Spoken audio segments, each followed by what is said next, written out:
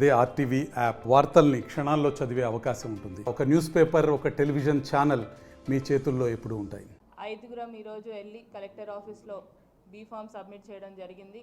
అక్కడి నుంచి మీ దగ్గరకు వచ్చి కొన్ని విషయాలు మాట్లాడదామని అనుకున్నాం. కేవలం ఈరోజు కాంగ్రెస్ పార్టీ అధికారంలోకి వచ్చామంటే దానికి కారకులు ప్రజలు. ఎందుకంటే ప్రజలందరూ కూడా ఆ మార్పును కోరుకున్నారు కాబట్టే ఈరోజు కాంగ్రెస్ పార్టీకి ఓటేసి గెలిపించారు. మన రేవంత్ అన్న, మన పాలమూరు బిడ్డ అయిన రేవంత్ అన్నని ముఖ్యమంత్రిగా చేసుకున్నాం కూడా. దాంతోపాటు ఈరోజు ఎంపీ ఎన్నికల్లో వస్తున్నాయి. ఎంపీ ఎన్నికల్లో వచ్చినాయంటే ఇంకా తెలిసిందే ప్రతి ఒక్కరికి. వేరే పార్టీలు అభ్యర్థులు కానివ్వండి, మిగతా పార్టీ పరంగా కూడా అందరు కూడా ఎట్లున్నారంటే ఎప్పుడు దాడి చేద్దామా అని ఉన్నారు. ప్రభుత్వం ఏర్పడ్డాక 10 రోజుల నుంచే మొదలు పెట్టారు 6 గ్యారెంటీలు ఎప్పుడు అమలు అవుతాయని చెప్పి. ఎక్కడైనా ఒక కొత్త ప్రభుత్వం ఏర్పడ్డప్పుడు అందరు కూడా కొంచెం సమయం ఇస్తారు, కానీ ఆ సమయం కూడా ఇవ్వకుండా 6 గ్యారెంటీలు అని 10వ రోజు నుంచే మొదలు పెట్టారు. అయినా కూడా ఎక్కడ కూడా నిరాశపడకుండా మన రేవంత్ గారిని, మన ముఖ్యమంత్రి గారిని చూస్తూనే ఉన్నాం. 24 గంటల్లో 18 గంటలు ప్రజల కోసం పనిచేస్తున్నారు. ఇప్పుడు దాకా కూడా ఒక్క సెలవు కూడా తీసుకోకుండా పనిచేస్తున్నారు. ఇప్పుడు నేను యువకురాలుగా ఉన్నాను. యువకురాలుగా నేను కూడా ఏదైతే మా నియోజకవర్గంలో పనిచేస్తున్నప్పుడు పొద్దున 8 నుంచి మొదలు పెడితే రాత్రి 10, 11 అవుతుంది నాకైనా. ఒక 3 రోజులు 4 రోజులు కాగానే నేనే అలసిపోతున్నానని చెప్తాను. ఒక్కరోజు అరగంట కోసమన్నా ఒక రోజు అట్లా బ్రేక్ తీసుకోవాలన్నా అని అనిపిస్తుంది. ఆ బ్రేక్ తీసుకోకుండా ముఖ్యమంత్రి గారు కంటిన్యూస్గా పనిచేస్తున్నారంటే అది అసలు మనం ఏమనుకోవాలి, మన ప్రజల కోసం పనిచేస్తున్నారు కాబట్టి దాన్ని అసలు మెచ్చుకోవాలనాలా. అసలు అట్లాంటి లీడర్ని అయితే నేను ఇప్పటి వరకు అయితే చూడలేదు అట్లా పనిచేస్తుండగా. ఆ ముఖ్యమంత్రి అంత పనిచేస్తున్నా కూడా ముఖ్యమంత్రి మీద విమర్శలు అనేటివి వస్తున్నాయి. ప్రతి ఒక్కరు మాట్లాడుతున్నారు. కానీ నేను చెప్పదలుచుకుంది ఒకటే, ఏదైతే 6 గ్యారెంటీలతోని కూడా కాంగ్రెస్ ప్రభుత్వం అనేది ముందుకు వచ్చిందో ఎన్నికల ముందు, 6 గ్యారెంటీలో కూడా ఒకటి తర్వాత ఒకటి అమలు చేసుకుంటూ వస్తున్నాం. దాంట్లో మొదటిది ఏదైతే మన ప్రమాణ స్వీకారం, మేము ఎమ్మెల్యేలు ప్రమాణ స్వీకారం చేసిన రోజే ఆర్టీసీ బస్ కానివ్వండి, దాంతోపాటు 10 లక్షల ఆరోగ్యశ్రీ అనేది ఇంప్లిమెంట్ అయింది. దాంతోపాటు ఏదైతే తర్వాత నెక్స్ట్ గ్యారెంటీలు ఇంప్లిమెంట్ చేద్దామని అనుకున్నారో ఇంప్లిమెంట్ మిగతా 9 జిల్లాల్లో అయింది. ఏదైతే 500 గ్యాస్ సిలిండర్ కానివ్వండి, దాంతోపాటు ఉన్నది 200 కరెంట్, ఉచిత కరెంట్ అనేది కూడా మిగతా 9 ఉమ్మడి జిల్లాల్లో ఇంప్లిమెంట్ అయింది. కేవలం మన మహబూబ్ నగర్ ఉమ్మడి పాలమూరు జిల్లాలోనే ఇంప్లిమెంట్ కాలేదు. దానికి కారణం మీ అందరికి కూడా తెలుసు, అది ఎమ్మెల్సీ కోడ్. ఆ ఎమ్మెల్సీ కోడ్ వల్ల ఇంప్లిమెంట్ కాలేదు తప్పిస్తే ఎమ్మెల్సీ కోడ్ అయిన వెంటనే తప్పకుండా అది కూడా ఇంప్లిమెంట్ కాబోతుంది. దాంతోపాటు ఇందిరమ్మ ఇల్లులు అనేటివి కూడా ప్రతి నియోజకవర్గానికి కూడా 3500 ఇందిరమ్మ ఇల్లులు అనేటివి కూడా ఈరోజు ఇవ్వడం జరిగింది మొదటి ఫేజ్లో అని చెప్పి. ఈ సంవత్సరానికి 3500 ఇందిరమ్మ ఇల్లులు కూడా ప్రతి నియోజకవర్గానికి రాబోతున్నాయి. ఇవన్నీ ఒకటి తర్వాత ఒకటి చేసుకుంటే వెళ్తుంటే ఈ మొన్న ముఖ్యమంత్రి గారు నారాయణపేటకు వచ్చినప్పుడు మీ అందరు కూడా చూశారు. జనజాతరలో వాళ్ళు పాల్గొన్నప్పుడు వాళ్ళు అనౌన్స్ కూడా చేయడం జరిగింది. ఏదైతే ఆగస్ట్ 15 లోపు రుణమాఫీ, రైతులకి 2 లక్షల రైతులు రుణమాఫీ అనేది కూడా చేస్తామని అనుకున్నారు. ఇప్పుడు ఉన్న పరిస్థితిలో మీ అందరికి తెలుసు, ఇంతకుముందు అందరు పెద్దలందరూ కూడా మాట్లాడినప్పుడు కూడా చెప్పడం జరిగింది. ఏదైతే రాష్ట్ర పరిస్థితి అందరికి తెలుసు, అప్పులున్నా కూడా ఒకటి తర్వాత ఒకటి చేసుకుంటూ పోతాం. ఎక్కడ కూడా కాంగ్రెస్ పార్టీ ఆగకుండా పనిచేస్తుంది. అది ఎట్లా అంటే ఇప్పుడు ప్రజలకి ఇంకెంత దగ్గర అవుతుంది అనే భయం అయితే కనిపిస్తున్నట్టుంది ప్రతి ఒక్కరి దగ్గర నుంచి, మిగతా పార్టీలు వాళ్ళని చూస్తుంటే. ఎందుకంటే ఈ 6 గ్యారెంటీ ఇంప్లిమెంట్ అయితే తర్వాత మా పరిస్థితి ఏంటి అనేది ఆలోచనలో పడ్డట్టున్నారు. నేను ఒకటే చెప్పదలుచుకున్నా, 6 గ్యారెంటీలు చెప్పినట్టుగా తప్పకుండా ఇంప్లిమెంట్ చేస్తాము. దీంతో పాటు ఇప్పుడు ఏ పార్టీ అయినా, ఇప్పుడు 10 సంవత్సరాలు ఒక పార్టీని చూసాం మనం. ఆ 10 సంవత్సరాలు కూడా అప్పుడు కూడా యువకులకు చెప్పారు, ఇంటికి ఒక ఉద్యోగం ఇస్తామని చెప్పారు, నిరుద్యోగ భృతి ఇస్తామని చెప్పారు. కానీ ఎక్కడ కూడా అది ఇప్పటి వరకు కాలేదు. ఇప్పుడు కాంగ్రెస్ ప్రభుత్వం అధికారంలోకి వచ్చినాక ఆ రోజు చెప్పాం 2 లక్షల ఉద్యోగాలు ఇస్తాము అని చెప్పాం. దాంట్లో ఇప్పటికే 30,000 ఉద్యోగాలు కూడా భర్తీ అవ్వడం జరిగింది. దీంతో పాటు ప్రతి ఒక్కటి ఒకటి తర్వాత ఒకటి చేసుకుంటూ పోతున్నా కూడా విమర్శలు అనేది విమర్శిస్తూనే ఉన్నారు. కానీ ఆ విమర్శలకు మేము ఎక్కడ కూడా తగ్గము, ఎక్కడ కూడా మా పోరాటం అనేది ఆపం, ప్రజల కోసం పనిచేస్తాం అనేది కూడా తెలుపుకుంటూ మీ అందరికి కూడా ఇప్పుడు మీ అందరికి తెలుసు ఎంపీ ఎన్నికలు ఉన్నాయి.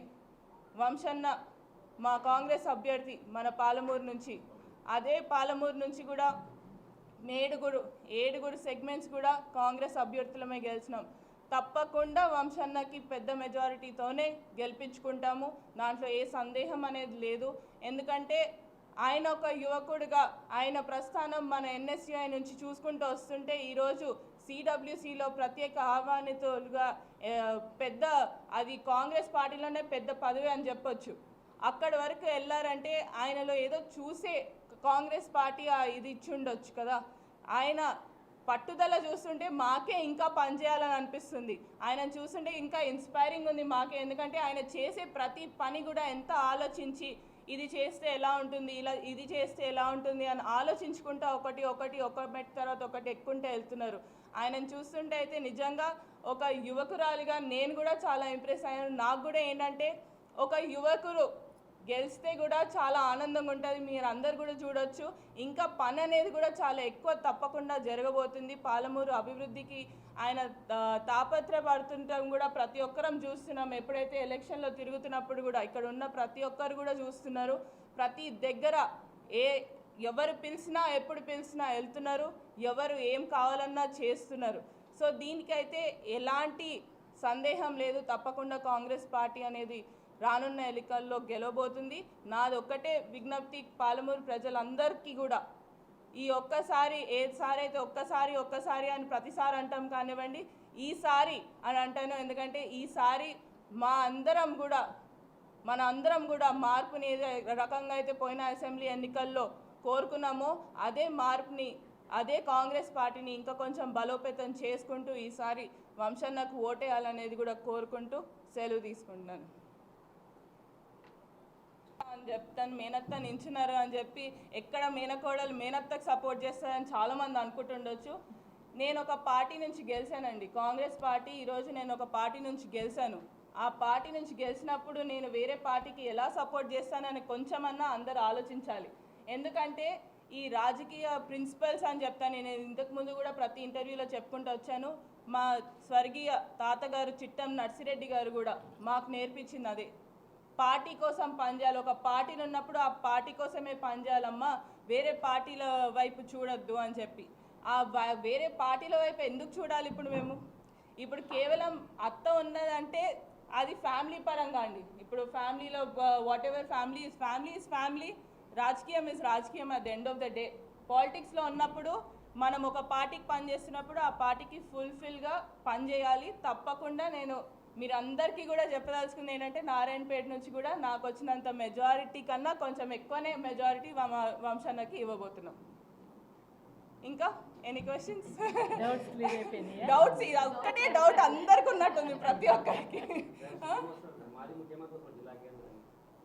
మాజీ ముఖ్యమంత్రి జిల్లా కేంద్రానికి వస్తున్నట్టున్నారు. తర్వాత నేను ఇన్నది ప్రధానమంత్రి గారు కూడా నారాయణపేటకి వస్తున్నట్టున్నారు. ఫోకస్ అంతా నారాయణపేట మీద చాలా ఎక్కువ ఉన్నట్టుంది. సో నారాయణపేట మీద ఫోకస్ ఎక్కువ ఉన్నందుకు నేను ఒకటే చెప్పదలుచుకుంది ఏంటంటే, నారాయణపేట మీద మీరు ఎంత ఫోకస్ చేసినా ప్రజలు నన్ను గెలిపించుకున్నారు, వాళ్ళ పర్ణికమ్మ అనుకొని గెలిపించుకున్నారు. ఈసారి కూడా వాళ్ళ పర్ణికమ్మని పేరన్నా నిలబెట్టుకోవాలి ఆంటీ, అంతేనా? కరెక్ట్. ఆ పర్ణికమ్మ కోసమన్నా పనిచేస్తారు. అదేవిధంగా వంశన్న కోసం కూడా అలానే పనిచేస్తారు. తప్పకుండా మెజారిటీ తెచ్చి తీరుతాం. క్వశ్చన్ నేను ఒకసారి చెప్పేస్తే it is more clear for everybody. కాబట్టి ఒకటేసారి ప్రతి ఒక్కరికి చెప్పదలుచుకుంది ఒకటే, నాకు వచ్చిన అవకాశంని నేను అయితే నా పార్టీ కోసం పనిచేస్తాను. That is very crystal clear అండి. మీరు దాని తర్వాత మీరు చెప్పండి, అత్తకి కోడలు పనిచేసింది, కోడలు అత్తకు పనిచేసింది. ఫ్యామిలీ పరంగా ఇప్పుడు ఎక్కడైనా ఏ ఫ్యామిలీ చూసినా ఇప్పుడు మీరు ఆంధ్రాలో కూడా చూడండి, జగన్ గారు ఉన్నారు, షర్మిల గారు ఉన్నారు, వేరే ఇప్పుడు ఒకరికొకరు పనిచేస్తుందని అంటారా మీరు? కేవలం ఇక్కడే ఎందుకు అంటున్నారో నాకు అర్థం కావట్లేదు. దాంతో పాటు ఇంకొకటి చెప్పదలుచుకుంది ఏంటంటే, ముఖ్యమంత్రి గారు మా నారాయణపేటకి ఇచ్చిన నారాయణపేట కొడంగల్ ఎత్తిపోత పథకం అనేది కూడా మాకు చాలా ఇంపార్టెంట్ అండి. ఆ రుణం అనేది ఆయనకు తీర్చుకునే అవకాశం ఈ రూపంలో అన్నా మేము తీర్చుకుంటాం. ఆయనకు రుణం అనేది కూడా తప్పకుండా కాంగ్రెస్ పార్టీ కోసం పనిచేస్తాం. మళ్ళొక్కసారి ఈ క్వశ్చన్స్ రాకుండా once for all I'm just clearing it to everybody. And result చూపిస్తామండి. Whatever it is, Narayanpet నుంచి మెజారిటీ అయితే తప్పకుండా వస్తుంది. అది రిజల్ట్ పూర్వంగా చూపిస్తాను. నేను ముందే తక్కువ మాట్లాడతాను, నేను అది ప్రతిసారి చెప్తాను, ఎవ్రీవేర్ చాలా తక్కువ మాట్లాడతాను. ఒకటేసారి మీ అందరికీ చెప్పాల్సింది ఇది ఒకటేసారి చెప్పేస్తే నా పని కూడా అయిపోతుంది. కాబట్టి మీరు ఇంకా విమర్శలు ఇచ్చినప్పుడు ఎందుకు అసెంబ్లీ ఎన్నికల్లో అత్తగా కోడలికి సపోర్ట్ చేసిందని కూడా అన్నారు. మరి BJP vote bank as it is అట్లనే వచ్చిందండి మొన్న అసెంబ్లీ ఎన్నికల్లో. వాళ్ళ vote bank as it is వాళ్ళకి వచ్చినప్పుడు ఇప్పుడు అక్కడ సపోర్ట్ చేసిందని మీరు ఎట్లా అంటారు అనేది టెక్నికల్ పరంగా చెప్తే టెక్నికల్ పరంగా అది కూడా అంటాను. సో జస్ట్ థింక్, ఇప్పుడు ఒక పార్టీ నుంచి పనిచేసినాం, గెలిచిన అధికారం పార్టీలో ఉన్నాం, బీజేపీకి ఎందుకు పనిచేస్తాం? So that is completely false. కాంగ్రెస్కే పనిచేస్తాం, కాంగ్రెస్ని తప్పకుండా మీరు మెజారిటీ రూపంలో చూస్తారు. మరిన్ని వీడియోస్ కోసం ఛానల్ ని సబ్స్క్రైబ్ చేయండి, లేటెస్ట్ అప్డేట్స్ కోసం వాట్సాప్ ఛానల్ ని ఫాలో చేయండి అండ్ లింక్ డిస్క్రిప్షన్ లో ఉంది.